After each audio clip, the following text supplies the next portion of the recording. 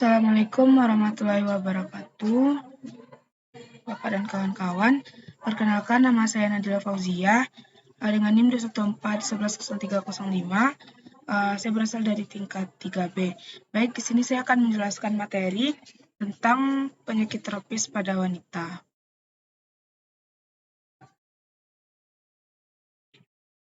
Di mana definisi penyakit tropis adalah penyakit yang berkembang di area tropis yang panas dan lembab. Contohnya adalah penyakit malaria, demam berdarah, dan kusta. Kemudian penyakit ini meliputi penyakit menular dan tidak menular. Kemudian epidemiologinya dapat terjadi berdasarkan iklim, demografi, sosial ekonomi, dan faktor genetik. Kemudian ini contoh peta persebaran malaria.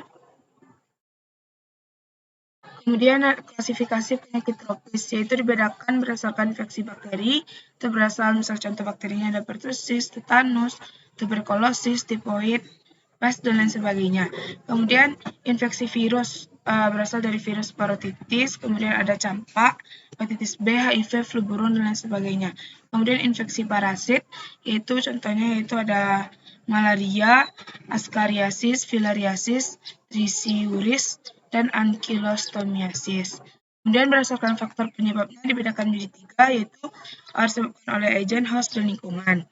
Kemudian agen itu dapat disebabkan oleh bakteri, virus, jamur, dan parasit. Kemudian virulensi menentukan kemampuan menyebabkan infeksi, di mana pengertian infeksi tersendiri merupakan masuk dan berkembangnya sebuah agen dan infeksius dalam host. Kemudian host adalah orang atau binatang yang memberikan tempat yang cocok bagi suatu agen yang infeksius untuk tumbuh dan memperbanyak diri dalam kondisi alamiah. Kemudian host itu dapat dibedakan berdasarkan umur, jenis kelamin, pekerjaan, gaya hidup, daya tahan, gizi, dan ras. Kemudian lingkungan, yaitu berdasarkan sanitasi umum, temperatur, kelembapan, kualitas air, dan kepadatan penduduk. Kemudian bagaimana mekanisme penularan dari penyakit ini, yaitu ada airborne melalui udara, kemudian waterborne, kemudian foodborne, vectorborne, dan direct contact. Kemudian bagaimana pengendalian penyakit tropis oleh tenaga medis, yaitu dapat dilakukan secara promotif, preventif, kuratif, dan rehabilitatif. Pencegahan penyakit tropis ini dapat dilakukan dengan meningkatkan ketahanan serta memutuskan rantai penularan.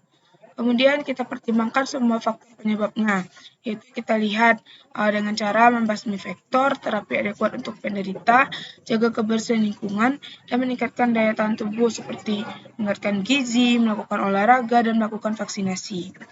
Kemudian kewenangan bidan dalam memberikan asuhan penyakit tropis yaitu diatur dalam Permenkes nomor 1464/Menkes/Per/10/2010, yaitu bidan dapat melaksanakan pelayanan berikut.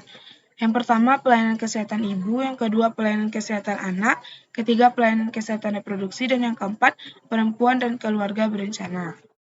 Baik, terima kasih. Sekian materi yang dapat saya sampaikan. Kurang lebihnya saya mohon maaf. Wassalamualaikum warahmatullahi wabarakatuh.